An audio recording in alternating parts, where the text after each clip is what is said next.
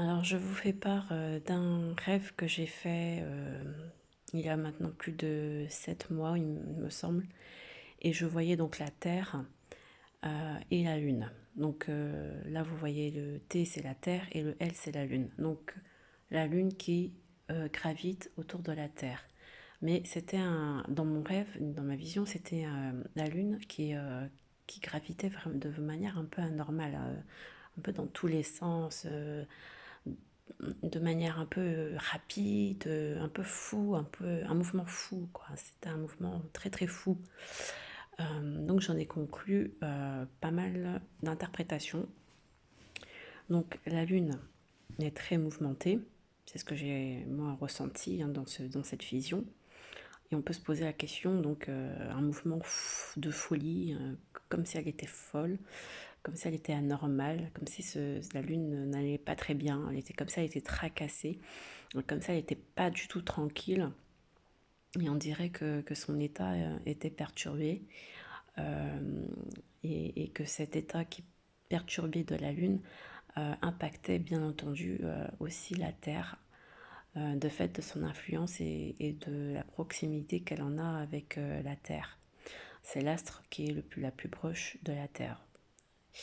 Donc, et nous savons que la Lune a une influence sur les marées, voilà, beaucoup d'influence sur la Terre, notamment sur les marées.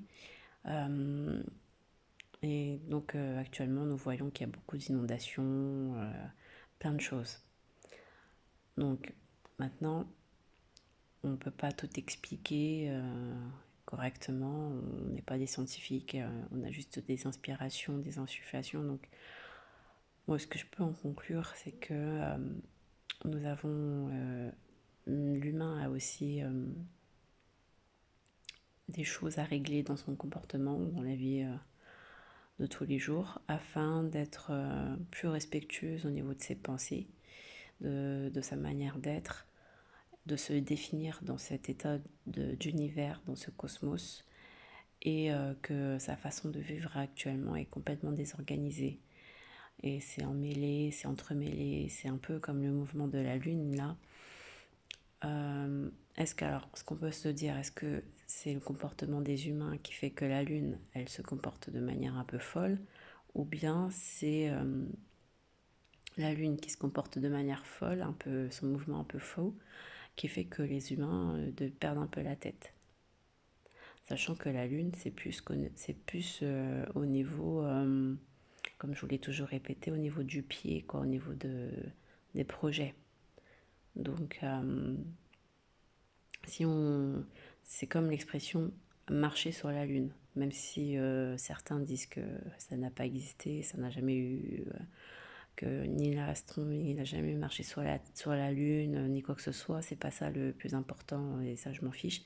Ce que je veux en fait interpeller, c'est que l'expression marcher sur la Lune, c'est un symbole fort pour nous dire que la Lune, elle est associée au monde de l'action et du projet.